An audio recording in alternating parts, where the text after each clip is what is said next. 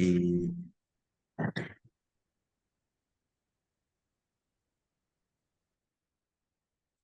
bien, estoy tratando. Pantalla. Perdón, estoy tratando de compartir con un programa nuevo que estoy usando, que no sé si está preparado. A ver,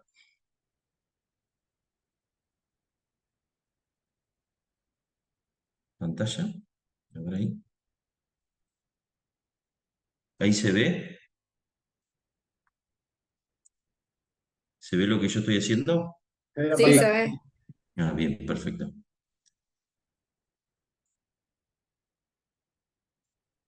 Bien, ¿se ve ahí la presentación? Sí, perfecto. Bien, buenísimo.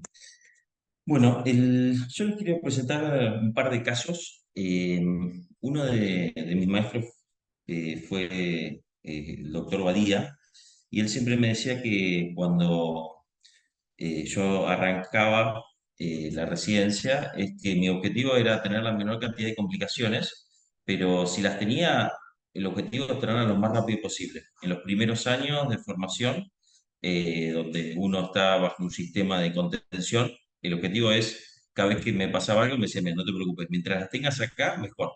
Y yo quería que un poco la curva de las complicaciones era como algo descendiente, donde yo iba a tener un montón, y creo que tuve de todas a partir de la segunda semana que estaba en la residencia. Le puse una gotita a un paciente con fotorretín, le explotó un aneurisma y se murió. O sea, a partir de esa te puedo contar una gran cantidad.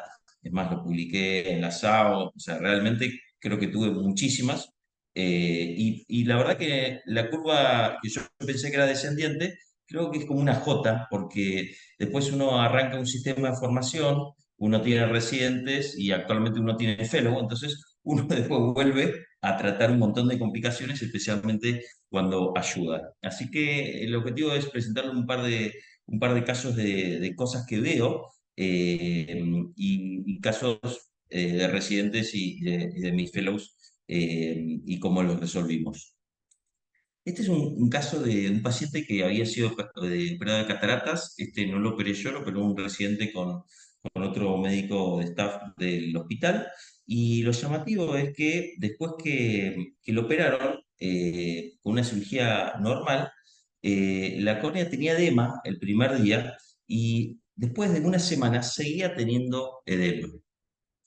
Eh, Básicamente ante un paciente donde una cirugía que la operó un residente, pero no había sido una catarata avanzada. Tampoco había sido una cirugía traumática, y que ha tenido un edema y que no se va por el tiempo, y a la semana generalmente los edemas mejoran. ¿Qué es lo que sospecharían ante este caso? ¿Qué es lo que harían ante un paciente que lo operan de catarata normal, sin complicaciones, y se presenta un edema, que muchas veces uno ve un poco de edema al principio, pero ese edema a los 7 días no se va? ¿Qué es cómo encararían este cuadro? DSM. Hay que mirar la DSM. Deciment, sí. Tal cual. Bueno, este es un La paciente, presión. bueno, la presión ocular, tal cual, los primeros días. Y yo creo que la pregunta va es si el edema que tienen es localizado o difuso. Si es un edema difuso, creo que ahí deberían sospechar probablemente presión ocular. Pero lo primero que tendrían que sospechar en estos casos, cuando el edema es localizado, es que haya habido algún trauma quirúrgico que genere básicamente alguna alteración en lo que es la membrana de cemento. Y si vemos la cirugía, esta es la cirugía Ah, que voy a adelantar hacia la zona interesante. Fue una cirugía sin complicaciones, eh, y el problema se da cuando uno está terminando, que uno ahí ya se quiere ir. Y fíjense, cuando irriga la segunda mano, fíjense cómo hay un desprendimiento de la membrana de cemento. O sea, si ustedes ven esto que está en cámara lenta, van a ver cómo en ese momento la de cemento se despliega, y lo interesante es cómo se ve. Pasa que en la vorágine de la cirugía uno está tan rápido que a veces eso, por lo menos en la cirugía, no se vio, y cuando fuimos para atrás, vimos el desprendimiento de cemento. Yo siempre he visto desprendimiento de cemento, pero nunca vi uno así tan grande, porque la realidad es que afectaba al 50% de lo que es la córnea. Y el diagnóstico de esto se hace con el OCT, porque muchas veces la córnea tiene tanto edema que uno lo que ve es edema, y la de cemento es una membranita muy chiquita, y si ustedes ven cómo una parte de la córnea tiene un espesor normal y la parte donde tiene la membrana de cemento desprendida tiene un aumento de lo que es el espesor.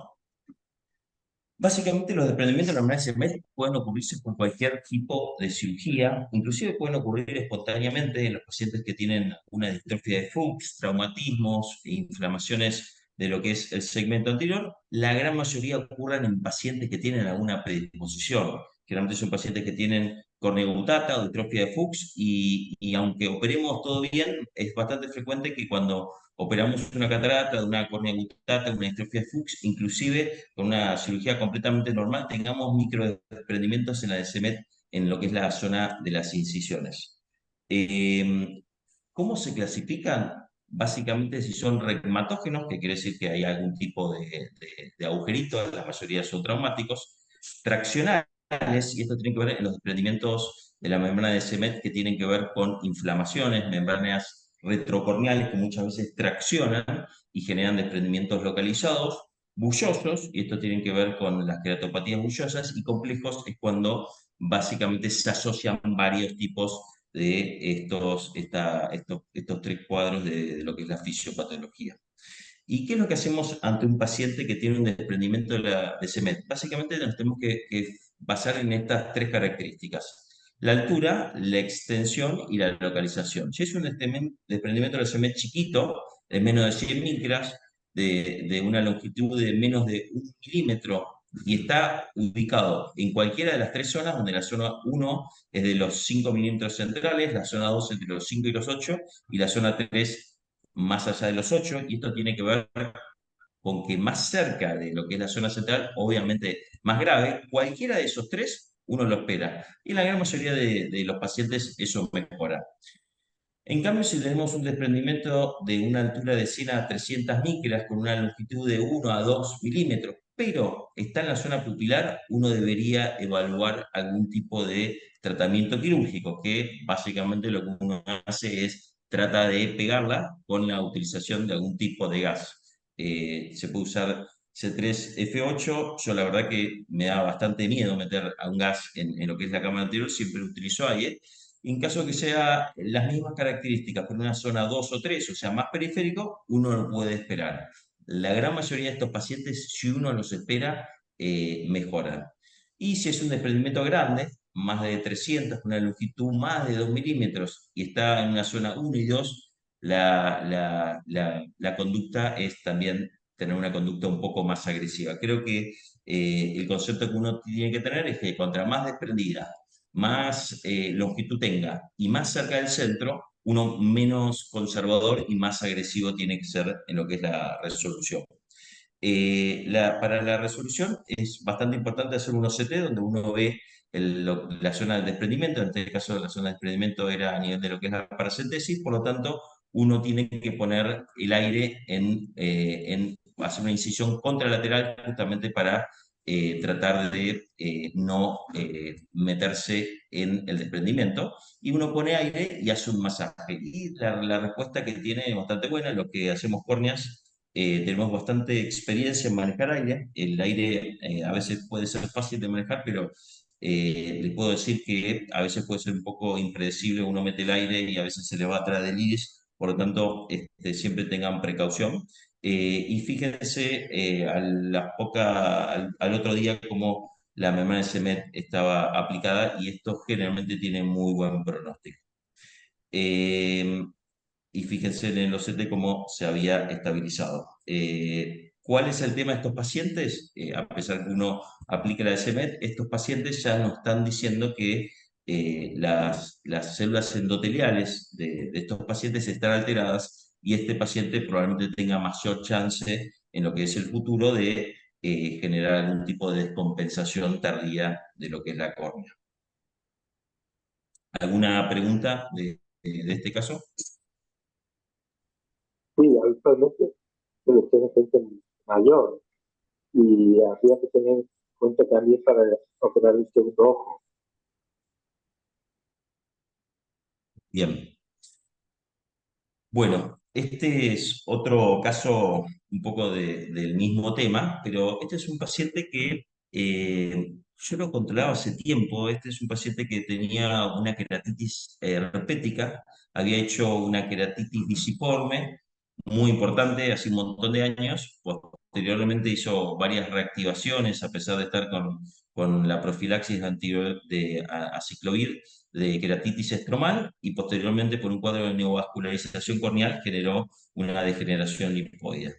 Este es un paciente que operó uno de los fellows y la realidad, voy a mostrar la cirugía. El plan era una queratoplastia penetrante porque yo sabía que el endotelio estaba alterado, pero era un paciente que controlaba hace tiempo. Y la cirugía, o sea, cuando uno está ayudando, a veces no tiene la misma visualización que cuando uno está operando. Y hay ciertas cosas que a veces uno no las ve, pero las tiene que imaginar. Y la verdad que yo no lo había imaginado porque la verdad que nunca me había pasado. La verdad que la trepanación fue una trepanación normal. Uno lo que busca es tratar de trepanar o total o hacer una trepanación parcial y después ingresar en cámara anterior. En estos casos uno está preparado que por la vascularización que tiene a nivel de la periferia tenga un poquito de sangre a nivel de lo que es la cámara anterior. La verdad que habría trepanado bien, cortó bien con las tijeras. Y bueno, tenía un poquito de sangre ahí en lo que es la cámara anterior, que yo le dije que lo lave. Y lo llamativo es que no se iba mucho esa sangre. O sea, la verdad que esto que lo ven editado fue bastante tiempo y me llamaba la atención. Yo dije, bueno, un poquito de sangre después no va a generar problemas, así que le dije, nada, poné viscoelástico, pongamos la córnea y terminemos la cirugía. Y básicamente, si ustedes ven, es una cirugía normal, es una queratoplastia penetrante que debería andar bien, pero cuando la controlamos al otro día, llamaba la atención el edema que tenía un edema terrible, a veces pasa que los primeros días tienen, pero si ustedes ven, tiene como una membrana por atrás, que básicamente, ¿qué es lo que piensan que puede tener atrás? O sea, tiene como una pseudocámara, que es lo que sospechan que pueden tener este paciente. Es la décima de la córnea anterior. Exactamente, o sea, básicamente eso que no se iba a la sangre es que estaba la de Semet y eso y ese reflejito que se veía era que básicamente nunca se cortó la de Semet cuando sí se trepanó cayó hacia el iris y la realidad que no se hizo, o sea, nunca se rompió. Y lo que hicimos fue poner viscoelástico y la córnea arriba. Por lo tanto, nunca me había pasado esto. Me puse a leer. Hay casos que te dicen, si uno lo espera, la córnea puede vivir No, que y que... a mí me pasó y la dejé. Y la ¿Y la paciente, dejaste? sí, tiene Bueno, una membrana que yo es la... horrible, o sea, me da vergüenza que la vea otro médico, es la verdad, pero, Sí, pero está perfecta, la córnea está re transparente y está re alejada de la SM, es una paciente que tiene una distrofia reticular y nunca me sí, enteré, pues yo no les hago viridectomía y la verdad que hice la cirugía lo más normal y me di cuenta sí. que el día uno posoperatorio ya me di cuenta. Y eso, mucha gente que hace iridectomías periféricas te dice que por más que no la hagas, que hagas en la demanda de agarrar el iris en la cirugía bueno, para que no te pase. Bueno, en el video, si vos ves, como que trata de agarrar el iris, pero bueno, yo digo, bueno, la pinza no agarra, ¿viste? No, ¿viste? Dije, no, no, déjalo así que me parece que está bien. Yo la verdad que no me había pasado, me puse a leer algunos, vi que la dejan, pero la verdad que la evolución no me era favorable. La esperé bastante tiempo. Yo le pregunté a Néstor Schuster y le digo, mira, me pasó eso, ¿qué hago? ¿Viste? Porque él maneja bastante. Y me dice, agarrá el jack, tirale a la de Cemet con el jack para que entre justamente un muera pollo. Y le tiré, le hice una ruptura, pero es muy difícil porque cada vez que le tiraba con el jack a la de Cemet se movía, o sea, el jack necesitas como que algo esté fijo. Después de no sé cuántos disparos, pude hacer un agujerito y la realidad es siguió con el mismo edema. Por lo tanto, después de unas semanas, lo que hice, y me parecía lo más fisiológico, fue tratar de sacarla. Y para esto lo que hice fue, saqué el epitelio, porque ya después de tantas semanas de las bullas y todo, hice una paracentesis, puse una infusión para tener un poquito de espacio, me hice una paracentesis periférica y metí con esas pinzas que se la robé a un retinólogo, que son esas, creo que son las de peeling de la limitante interna. Le expliqué que la iba a usar para esto. Y con eso pude sacar la de cemento. Básicamente, después de esto, por suerte, la córnea mejoró y rápidamente. O sea, me parece que cuando uno a veces tiene una complicación, es como, y nunca la ha tenido, creo que a veces, por lo menos a mí, hacer esto me hizo que la paciente me mejorara rápidamente. ¿Tu caso, Pato? ¿Mejoró rápido o tardó mucho tiempo? Yo capaz que no lo esperé lo suficiente. Pato, Perdón, no escuché. que en tu caso mejoró rápido o básicamente tardó más tiempo. Mi caso anduvo como un penetrante normal. O sea, nunca tuve. Normal. Bueno, Mira, yo tuve este no. uno en un trasplante penetrante, que digamos igual al tuyo, pero que aclaró perfectamente bien y le quedó la Descemer que molesta visualmente y para el ego de uno, pero la verdad que a la paciente no le molesta nada y no, ni siquiera le hice un jack, porque ve bien. Bien, Y después tuve uno que lo mostré en una Ateneo una vez, que me quedó la SM después de un endotelial. O sea, me falló un endotelial, saqué el endotelio, que se ve perfecto cuando se saca, y no sé cómo le quedó la DSM. Es rarísimo. No me lo explico todavía, pero le quedó una membrana. Y a esa sí le hice un jack láser. Y anduvo perfecto. O sea, bien, era un DSEC que había fallado, le saqué el DSEC y le hice un penetrante. Y me quedó bien. la DSM, no sé, la DSM con un cacho, no sé, una lamela estroma. No me lo explico bien, pero le quedó Sí. y le hice un láser. Y en el Bueno, a centro veces pasa también el tema de la ansiedad del cirujano, viste, que ante la no mejoría, yo digo, bueno, me meto y la saco, porque me parecía que no iba a andar. Aparte tenía mucho viscoelástico. O sea, yo cuando vi la cirugía dije, no, esto tiene más viscoelástico, ahí si no trato de liberar esto, no va a andar.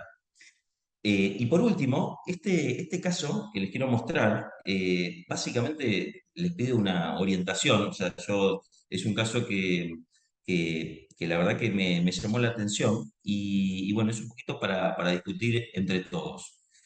Este es un caso de un paciente que le había metido el dedo en el ojo, el hijo, hacía un año, y que posteriormente de esto tuvo 2 meses bien y empezó con dolor al despertarse. Él decía que venía con diagnóstico de ojo seco, que tenía el ojo seco, que se manifestaba en la mañana, pero tenía este dolor que se manifestaba cuando despertaba. ¿Qué es lo que piensan de este paciente?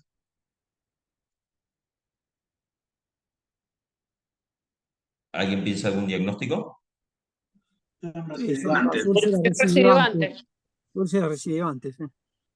Perfecto, yo la verdad que pienso lo mismo. ¿Y qué tratamiento le harían? Ya venía con varios meses de geles, de gotas y nada le hacía efecto. O sea, venía usando Pincharlo, geles a la noche, antiinflamatorios y alguna lágrima. Está pinchar periférico, un Roge. poquito. El Restasis es Pedían lo que mejor funciona. una micropuntura. No, con Por Restasis autólogo. he visto que desaparece todo. Con lo único que me ha Bien, funcionado es con Restasis. Sí, yo le he hecho micropunturas más de una vez. bien. Lente Bueno, de contacto. era un candidato porque estaba periférico. Yo en general estos cuadros los trato poniéndole un lente de contacto terapéutico y utilizo una lágrima biológica. O sea, estos pacientes, la gran mayoría tienen una, una que se manifiestan posterior a esto y en general es un plasma rico en plaquetas que los use 3 4 veces por día y un antibiótico en forma profiláctica.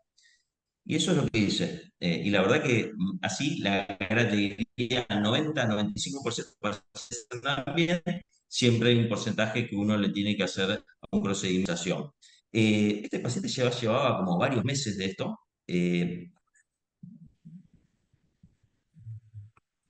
Espere que, bueno, y un día, fíjense el horario, 7:30 de la mañana, empezó a escribir.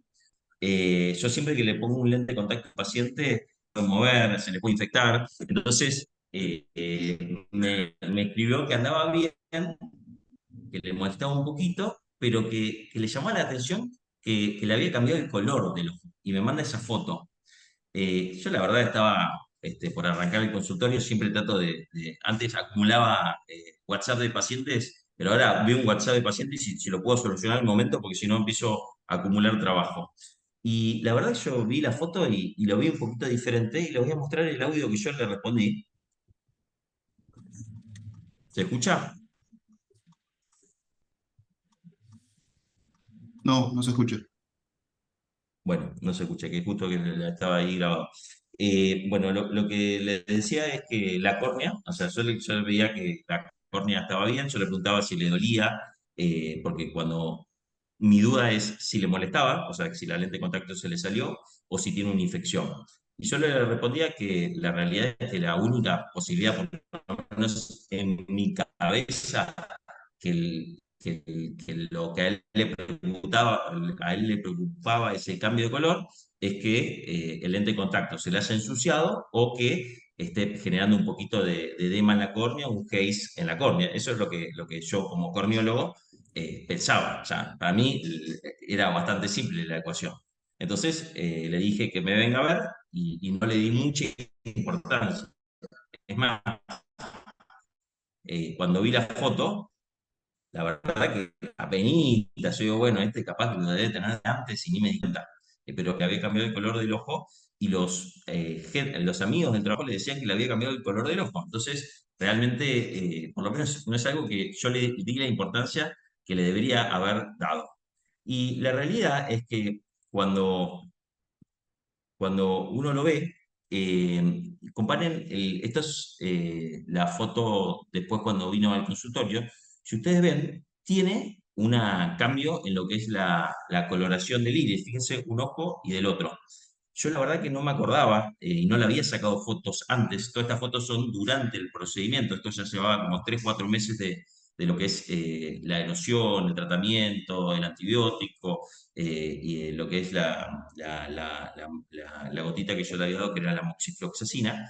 Y él decía que lo que le llamaba la atención es que cada vez que se ponía el plasma le da alivio, pero cada vez que se ponía la moxifloxacina, sentía dolor y sentía un dolor que se irradiaba hacia atrás del ojo durante por lo menos media hora. O sea, cosa que me llamaba la atención.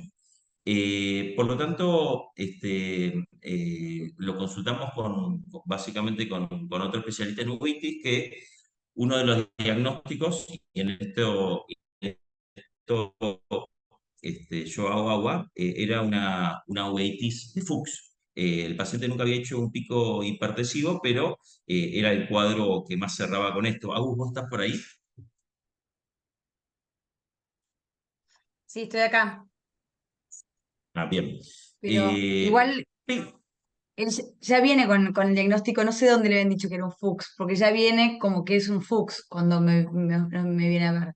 ah, Y mm. a mí sí lo que me llama la Sí, atención es que lo que tenía era un era en paciente cama que le da anterior, miedo sí, ya había visto otros oftalmólogos. que lo que me llamaba la Eh, atención es que él decía que era muy agudo. Es más, esa foto fue ese día, que él decía que de un día para el otro no me cerraba tanto y además lo que se veía eran células pigmentadas en cámara anterior, no se veía el típico tindal fino o precipitados queráticos estrellados. Así que bueno, pero sí tenía ese dolor que yo decía, bueno, ¿será que en algún momento libera pigmento y sube la presión? La verdad que no sabía de dónde venía el dolor. Pero bueno, no parecía un Fuchs clásico, ¿no? O sea, era raro tan agudo. Bien, y lo llamativo de todo esto es que todo esto había arrancado en conjunto. O sea, una de las explicaciones es que, bueno, hizo la erosión corneal recurrente y empezó con esta uveitis y la despigmentación de lo que es el iris. Pero bueno, basando un poquito, viste que a veces uno escucha al paciente, nos pusimos a investigar un poco por lo menos yo que no tengo idea de esto, de esto que decía el paciente del dolor, cada vez que se ponía la moxifloxacina, y hay trabajos que hablan sobre lo que es la depigmentación por el uso de moxifloxacina a nivel sistémico, o sea, la moxifloxacina cuando se usa por vía oral, no sé si ahora lo sacaron del mercado, pero genera una depigmentación aguda en los pacientes. También se ha visto esto cuando se usa por vía intracamerular. O sea, había ciertos trabajos que decían que uno podía utilizar la moxifloxacina directamente del frasco, introducirlos a cámara anterior, y se ha visto después de esto que hubo varios casos de pacientes que han tenido estas depigmentaciones con estos síndromes de toxicidad por lo que es la moxifloxacina, y se ha visto que si uno lo usa sin diluir, que creo que es el 0,5, había visto 7 casos, pero si uno lo usa con una dilución del 0,1, no se habían observado estos casos. Por lo tanto, un poco lo que yo planteaba en esta discusión es que una de las opciones, y esto la verdad que no está descrito, también puede ser que por la erosión corneal recurrente y por la úlcera abierta, la moxi tenga mayor penetración, o sea, cambie la farmacocinética de lo que es la droga sumado a la lente de contacto, y eso puede hacer que en este paciente tenga más concentración de moxifloxacina y pueda generar un síndrome de dispersión pigmentaria producida por esto.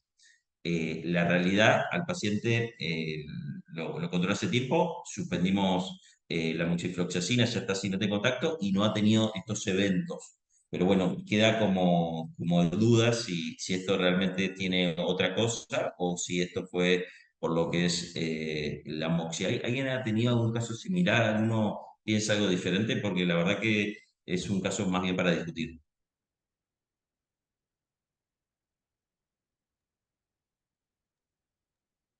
No, yo no he visto, pero por lo que decía Agus, si tiene células pigmentadas, no pensaría en un FUX y menos en un FUX agudo. Y sí, con el antecedente de la MOXI, con todos esos cuadros que vos mostraste de pigmentación así aguda, si bien es una forma rara, pero bueno, tal vez pensaría que es eso, digamos, secundario a la droga y no por un FUX. Bien, Bien, Roque, bueno, ¿cuántos algo pacientes interesante. dejas con lentes de contacto? Muchos, por lo menos 3, y después hago el destete. O sea, se lo voy cambiando, el lente de contacto dura 3, 4 semanas, nunca se lo saco antes de los 3 meses, o sea, se lo cambio 3 veces y después pruebo el destete, que es pruebo sin la lente de contacto. Y algunos andan bien y si no, les vuelvo a poner la lente de contacto un par de veces más. Bien, bueno, si Tú no hay sabes más que, Roge, preguntas, sí había leído en algún momento bastante de todas medicaciones en los ojos y me acordaba de la moxifloxacina y siempre estaba esperando un caso en el que pase y no puedo creer que lo tuve enfrente y no me di cuenta. Pero sí había leído, tal cual como vos habías dicho, de vía oral, pero nunca de gotas. Y mira que la moxi la usamos un sí, montón. Quizás tenemos más casos de lo que sabemos. si yo Sí, yo la verdad que le di bola porque el paciente me lo decía tan seguro que la gotita le hacía mal. Y yo la verdad que puse moxifloxacina de pigmentación y me encontré y dije, capaz que acá hay algo. Pero la verdad que tampoco sabía. ¿Y qué, lo dejas con Gatti? Le saqué todo, le saqué la lente de contacto, y está sin antibióticos y con plasma nada más. Yo sé que en un momento, Roge, relacionado con esta última filmina que pusiste, Alcon había sacado una gota que probó, me acuerdo, en Cleveland habían probado, que era, proponían la FACO, la No Drops FACO, decían ellos, que era hacer la cirugía de cataratas, y al final de la cirugía tiraba un chorrito de moxi con triamcinolona, que ya te venía prearmada la dilución, y tuvieron un montón de cuadros así, unos TAS violentos, entonces se canceló el estudio y lo dejaron de hacer. Eh, pero bueno, para Claro. tener en cuenta también. Y si No, contra menos no cosas decían se lo la pongan en el despigmentación, ojo. decían la inflamación nomás. Sí. Igual interesante para los que se quieren cambiar el color de ojos, ¿no? Totalmente. Sí, eso iba a decir, una manera barata de hacer una pigmentación de iris.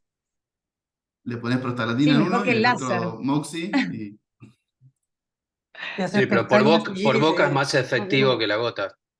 Lo que pasa es que se te no, es verdad. despigmentan los dos. Y se te puede romper el tendón de Aquiles, pero bueno. Bueno, voy yo para. Ahí voy. Bueno, mi charla de hoy son casos Yo bastante perdón, más. para acotar Sí, en obvio. este caso, yo he tratado durante años úlceras recidivantes o la distrofia geográfica, que básicamente es parecido, y siempre he usado ciclosporina al 0,05, o sea, Restasis. Diría que otras no me han dado resultado, pero no he llegado a tener, es mágico, no he llegado a tener que poner una lente de contacto nunca. Y se han curado, diría, casi sin... Hola, Juli. Desapareciste, Ina. Me El dejó con tema, intriga, casi sin que. el tema para mí es que a veces tienen una úlcera solamente y no tienen un cuadro de úlcera corneal recurrente. Entonces por ahí se curó. ¿Cómo? Para mí el Restasis no cura nada de esto, pero bueno, es mi opinión. Mirá, ha sido mágico, ¿eh? Pero Ha ¿por qué sido funcionaría mágico. el Restasis, Sina, en esto? Mejorando la base de cemento intercelular, A la Bueno, mierda. la adherencia, que es lo que falla en todas estas. no, yo creo que a estos pacientes, inclusive si uno le da un ciclo de corticoide, Nosotros mejoran. O sea, paguemos yo más. creo que hay una parte de inflamación que es importante y creo que la ciclosporina ayuda al bajar la inflamación, le das tiempo para que cicatrice. Pero bueno, Yo le doy me parece que habitualmente le doy ciclosporina y loteprednol, pero además porque la ciclosporina arde un poco, pero te digo, 15 días desaparecen y no vuelven a aparecer. Y tengo muchos pacientes, con esto característico, la distrofia geográfica, o map dot fingerprint, lo que quieras, ¿no? Pero ese tipo de lesión unilateral o bilateral, generalmente unilateral, y desaparece. Pero Digo, Ina, o yo sea, tengo un es montón la de pacientes experiencia.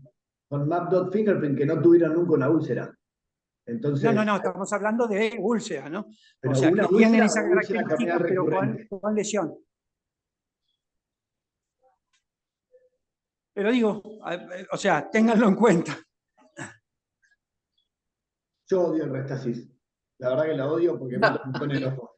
Entonces prefiero siempre ¿Cómo? corticoides, que el Restasis lo odio, lo usa todo el mundo un montón y es súper irritante para el ojo y los pacientes en general no se lo bancan. Es para lo único que lo uso, para lo único que me sirve. Y no otra ciclosporina, porque vienen las otras que no, la realidad es que no he tenido ningún resultado, no me pregunten por qué. Estos sin conservantes, pero no he tenido que poner una lente de contacto, y son muchos casos. Pero bueno, bien. sigamos.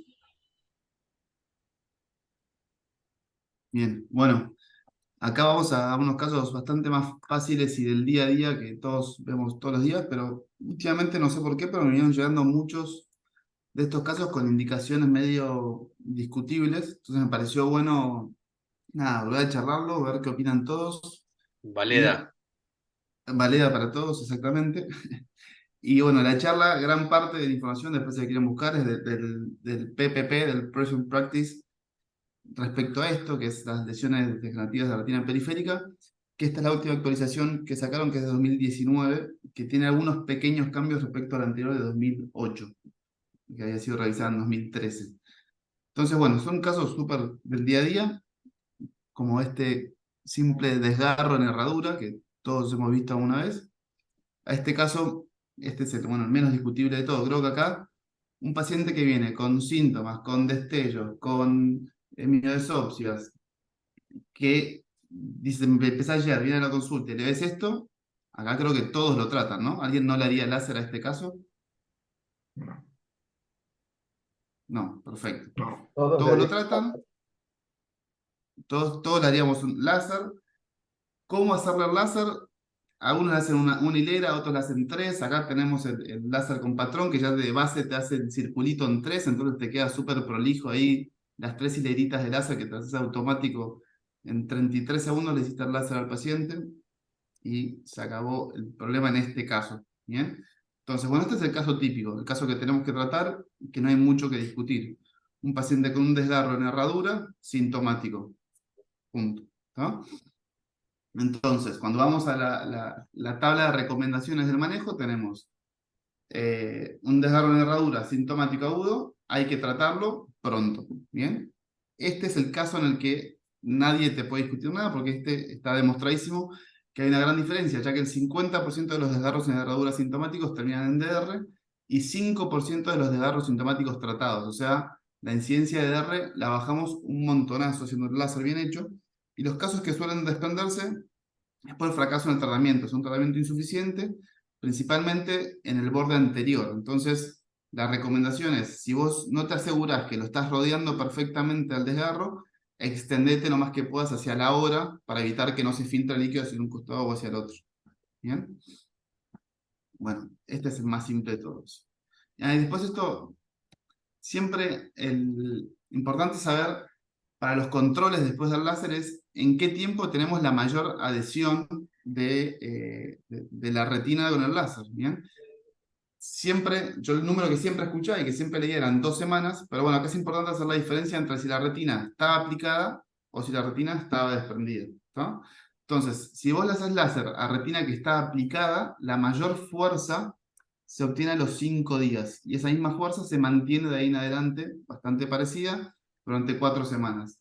A diferencia de lo que siempre decimos comúnmente de los pacientes que tienen un desprendimiento y les reaplicamos la retina, que la mayor fuerza de adhesión aparece a las 2 semanas. ¿Tá? Entonces, un paciente con un desgarro, que vos le hiciste láser, que lo viste a la semana y que sigue adherido, ya tenemos la mayor fuerza de adhesión, ya puedes controlarlo después de decirle, bueno, venite dentro de 1 o 2 meses, dependiendo cómo está el vitrio, si ya está desprendido completamente o si ves que sigue teniendo tracciones en alguna otra zona. ¿Tá?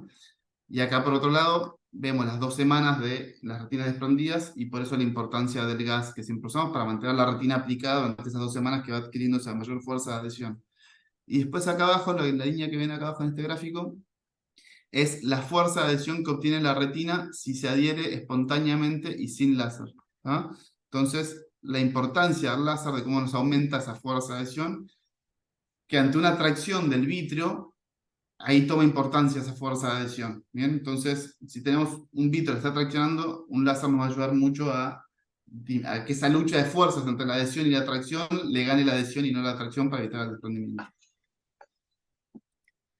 Este segundo caso, un paciente que viene a consultar no refiere absolutamente ningún síntoma. Él dice, nada, venía por anteojos y yo de casualidad le encuentro, ahí se ven ese desgarro, que acá como se ve es un desgarro agudo también, tiene hemorragia, o sea, se ve que es algo reciente, que se ha roto un pasito en esa zona. Y entonces, ¿qué hay que hacer ante desgarros asintomáticos? ¿Cuál es la recomendación? ¿Lo tratarían esto o no? Yo imagino que todos están de acuerdo en que sí. Bien, es un desgarro agudo, aunque el paciente no tenga síntomas. En este caso, lo que hay que hacer es tratarlo. Entonces, ¿qué dice el PPP? Es, si no tiene signos de cronicidad, se recomienda el tratamiento. ¿A qué nos referimos con signos de cronicidad? Bueno, principalmente a que no tenga una línea de marcación o un halo hiperpigmentado rodeando al desgarro, que eso ya nos marca que es algo viejo. ¿No? Si es algo viejo, algo crónico, un desgarro que tenía hace mucho tiempo, en ese caso no hace falta tratarlo. ¿Bien? Entonces, los desgarros en la herradura se tratan si son sintomáticos o si son asintomáticos sin signo de cronicidad. En eso creo que no hay mucho debate. No, la En diferencia, esto la tampoco. diferencia también Sí. es si el opérculo está adherido o el opérculo no está adherido. Creo que es una diferenciación que hay que hacer. Totalmente, y eso ahora lo nombro en el siguiente, pero totalmente, porque cambia totalmente la incidencia de desprendimiento de retina. Dijimos que en desgarros en herradura sintomáticos es un 50% los que terminan en desprendimiento. Ahora vamos a ver cuando está el opérculo, que es el opérculo libre, que es muchísimo menor. Este caso, bueno, acá la foto no se nota bien, no tenía una foto yo personal. Esta es una foto con el teléfono y la lupa de 20. Y acá lo que se ve es una diálisis. Este era un chico que había tenido un trauma. Y nuevamente, las diálisis hay que tratarlas lo antes posible, igual que los desgarros en la herradura. Y ahí tenemos el láser de la diálisis. Estos hasta acá son los casos que creo que estamos todos de acuerdo que hay que tratarlos. ¿Tá? Hasta acá no creo que nadie discuta decir no lo trataría. No sé si alguien dice que no trataría uno de estos casos. Pueden levantar la mano, pero acá no suele haber discusión, la discusión suele empezar cuando vamos a casos que son más simples, por decirlo de otra forma, o menos agresivos, ¿bien? Entonces acá tenemos lo que decía Cristian recién, es un paciente que si se fijan, tiene un desgarro, acá con el opérculo ya líquido, ¿ven el techito acá que se liberó? Bien, ¿lo alcanzan a ver ahí? Bien. Entonces, en los desgarros que el opérculo ya está libre, ahí la indicación se vuelve un poquito más dudosa, porque ¿qué es lo que decimos? Lo que dice el PPP.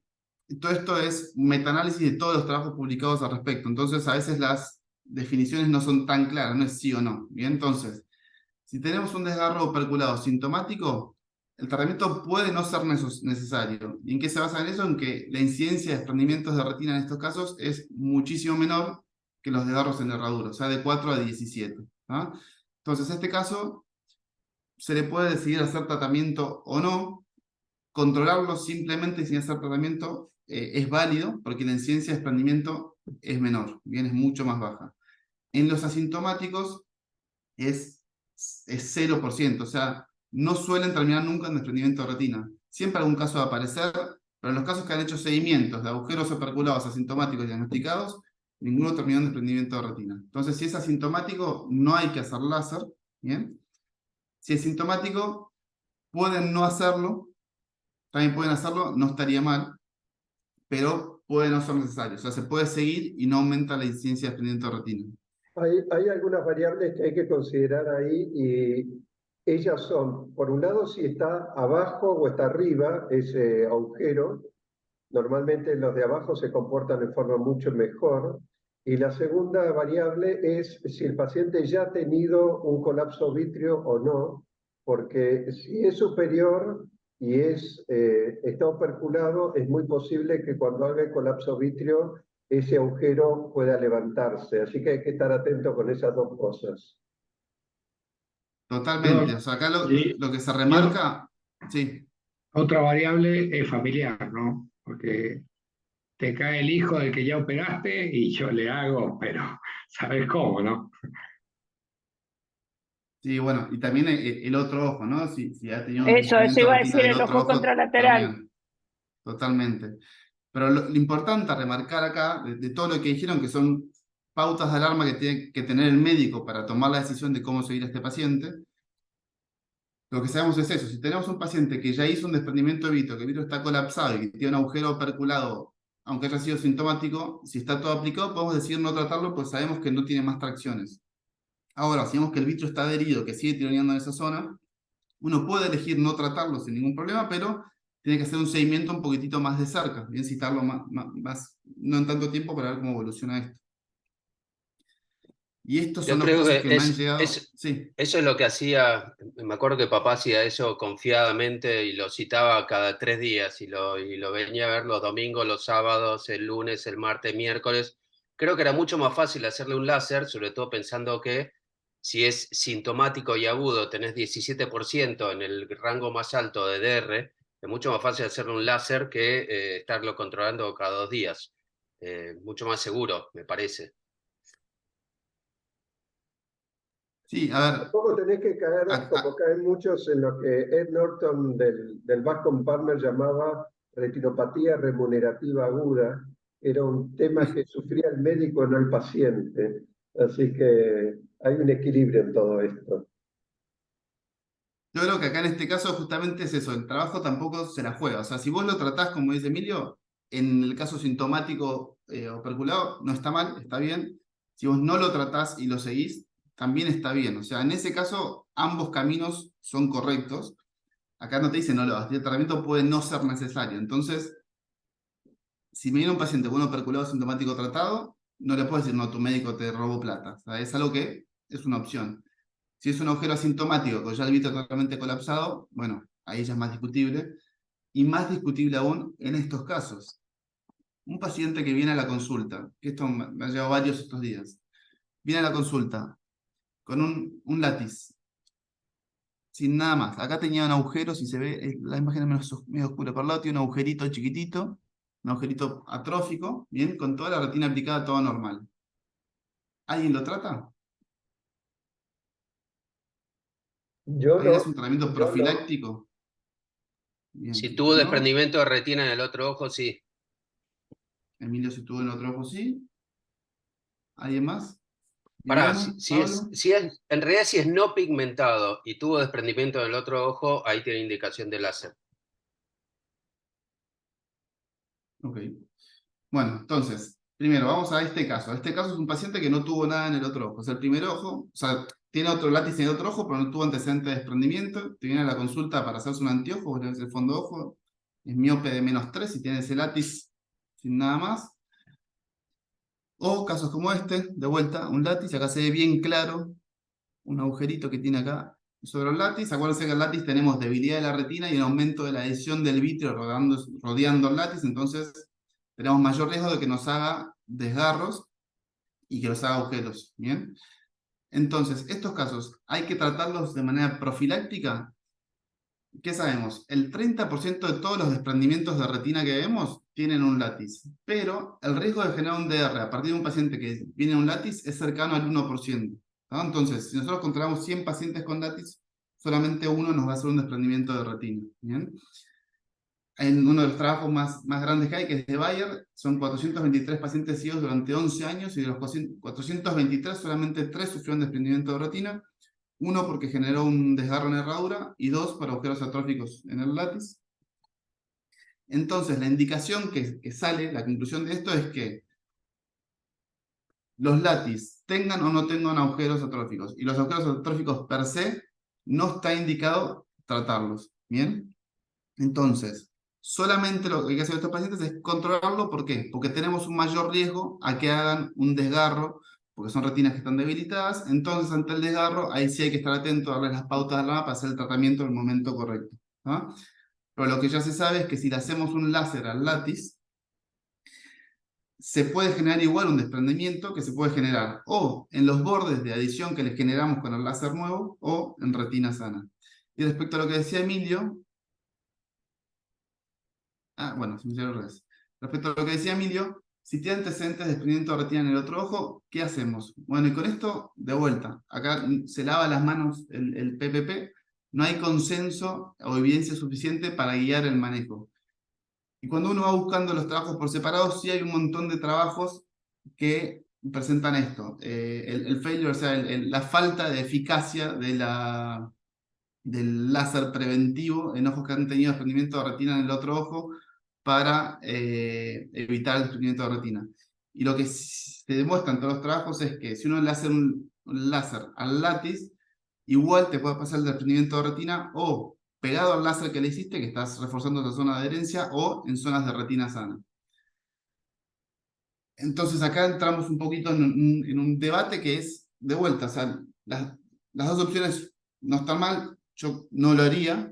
¿Vos, Emilio, lo haces? Si tenés un paciente con un asintomático, sin ningún síntoma, vos le ves látiz y en el otro ojo tuvo un DR, ¿le haces láser a todos los látiz? No, no le hago todos los látiz, pero no sé, por ejemplo, ahora tuve una chica, tuvo un desprendimiento de retina en un ojo, y en el otro ojo tenía un látiz enorme, pero era totalmente blanco, sin nada de pigmento, que para mí es una diferencia, porque el pigmento te indica adherencia.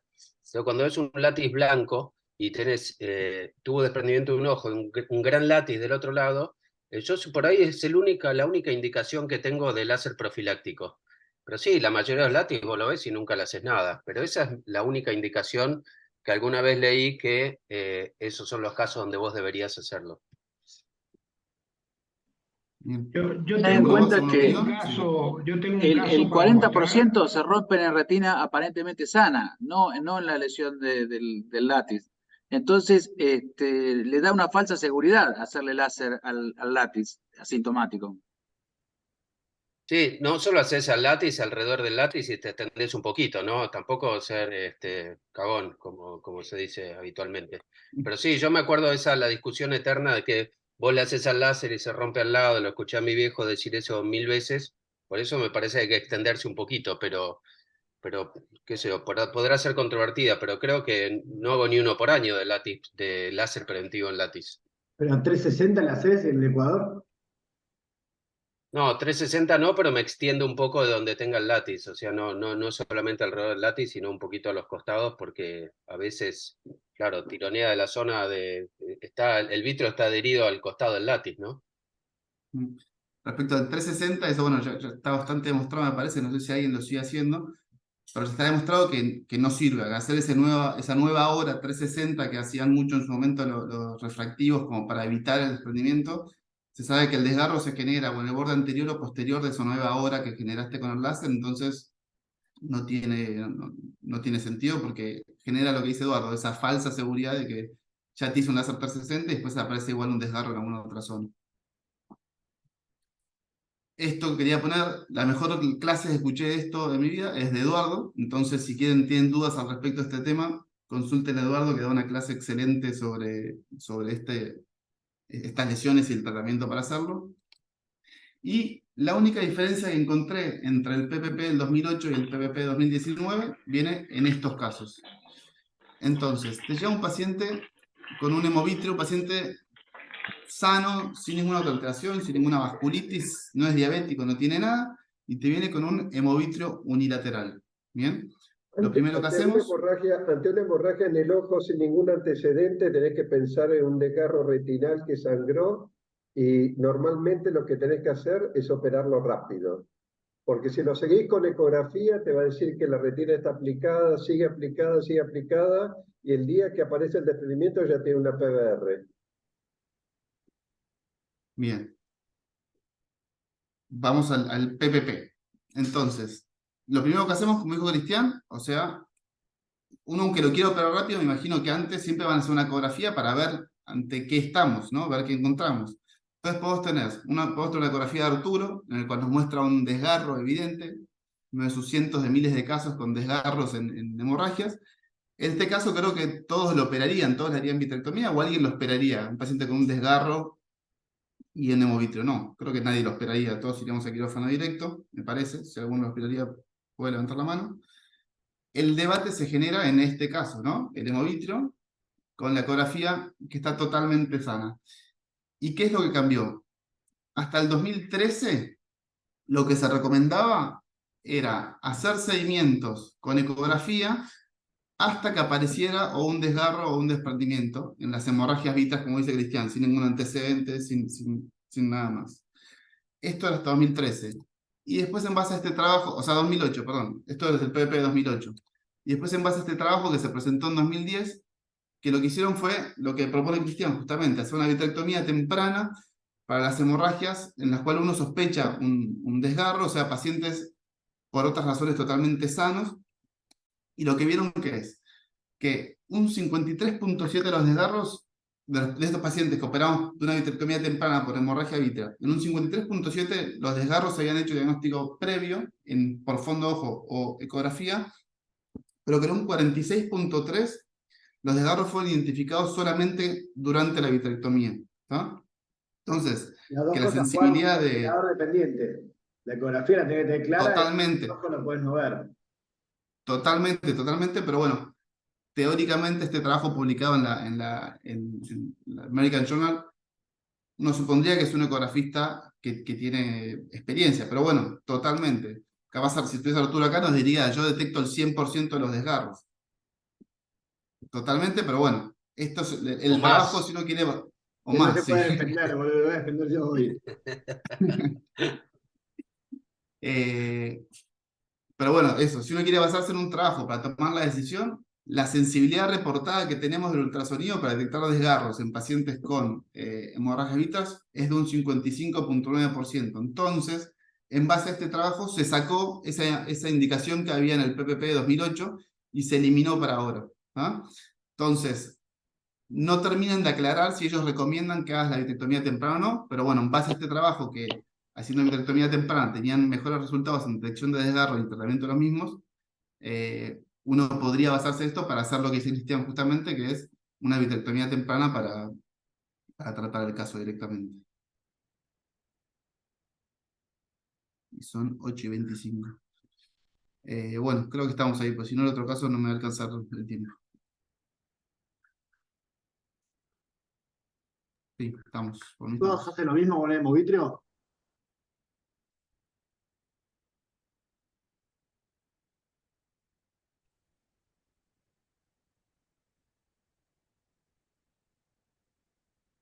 Silencio. ¿Sebas? Silencio. No, yo preguntaba si todos los que tienen una hemorragia vítrea sin antecedentes hacen lo mismo. Sí. Yo creo que sí, por ahí la ecografía no te muestra el desgarro, pero por ahí te muestra cómo está el vítreo y eso te ayuda. Por ahí si hay una adherencia vítrea en algún lugar más posterior te puede hacer pensar que lo que tenés, por ejemplo, es una trombosis venosa que pasó desapercibida y después hizo neovasos y la sangre viene de ahí. Y ves la adherencia de fibrovascular. Si no hay nada de eso y está adherido más a la periferia, aunque no encuentres el desgarro, lo puedes sospechar. Pero igual si tiene una hemorragia vítrea, para tratarlo, lo vas a tener que operar también, ¿no? En algún momento le va a hacer la vitrectomía, probablemente sí. Y sí, Pero podés probablemente sí. esperar eso. Usted tiene a Arturo que hace el 100% de su desgarro, yo tengo la Bibi que me descubre todo. Así que, sí, en cuanto me avisa la Bibi no me temo.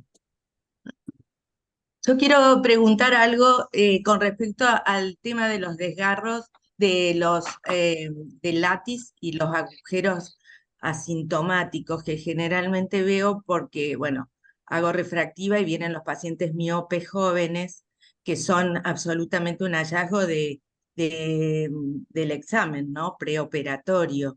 El consejo es cuando uno ve un látiz con un desgarro asintomático, no tocar, no tratarlo, pero tampoco operarlo. Mira, yo lo he hablado mucho con Adolfo, porque hemos compartido algunos pacientes de ese tipo. Entonces, está descrito que si uno le hace un LASIK, cuando uno pone la succión para hacer el flap, esa succión puede aumentar la tracción que se genera a nivel de la retina en esa zona y aumenta un poco la incidencia de desprendimiento de retina. Lo que me decía Adolfo es que él en estos casos les hace directamente PRK, entonces se evita esa succión y entonces se evita el aumento de riesgo de desprendimiento. PRK para todo. Exacto, yo hago la SEC, si tengo alguna duda hago la SEC y no hago la SIC. Claro, sí, sí. Sí, yo también hago eso, pero quería también saber si había otra opinión sobre, bueno, directamente no operarlos, cuál era el consejo. Pero se ven mucho los desgarros asintomáticos en miopes, bueno, en los estudios, en la evaluación preoperatoria, ¿no? Asintomáticos. Sí, Bueno, se aconsejaría totalmente que no se haga ninguna cirugía intraocular, o sea, que no se ponga ni una artisa, ni un ICL, ni nada de eso. O sea, que si se hace algo de superficie, porque tiene una miopía de 4, perfecto, pero si tiene una miopía de 9, lamentablemente vas a tener que vivir con lente de contacto de anteojos toda tu vida, porque el riesgo de desprendimiento es altísimo. se aumenta mucho, sí, sí. Aumenta mucho, sí. Bárbaro, gracias.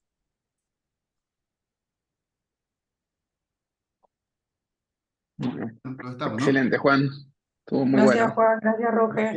Gracias, Roge, Juan. Muy bueno. Gracias. Vamos.